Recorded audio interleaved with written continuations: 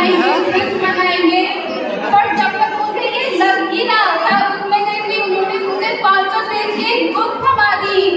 इसमें quality of style में हम लोग ये करते हैं नहीं पढ़ रहे हैं। आपको बताना चाहते हैं कि मेरा फेवरेट सब्जेक्ट डीएसटीएम था। क्यों? क्योंकि उसमें कुछ पढ़ना ही नहीं पड़ता था। अब मेरा एक ट्रिक है डीएसटीएम में कि कुछ मत पढ़ो एंड देन एग्जाम हॉल में जाओ, अपनी सीट पे पेन ना करो तो आंखें बंद करो एंड लंबी सांस लो।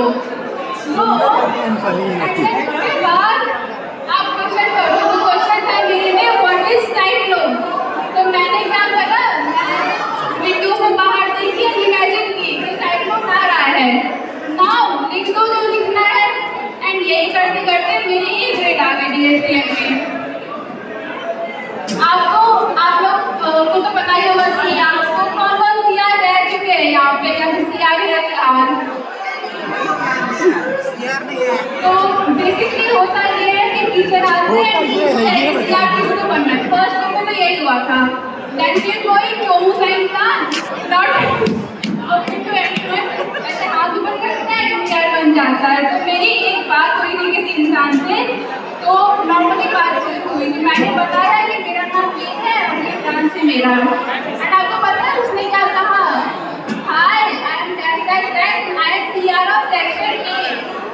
मैं सोच रही कुछ साल बाद ये लोग अपने गाड़ी के पीछे दिखाएंगे CR of section A MIT Agartala. इस कन्वर्सेशन में एक और कन्वर्सेशन मुझे याद आ रही है, एक लड़की की। वो मेरे पास आके पूछता है कि तेरा क्लास कौन सा था। मैंने कहा सिविल।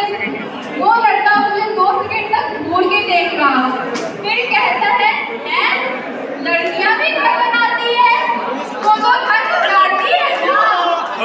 अब कौन समझाए लड़कों को। तो हंसी मजाक एक जगह बातें नहीं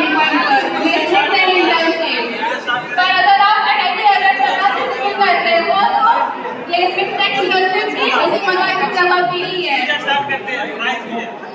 तो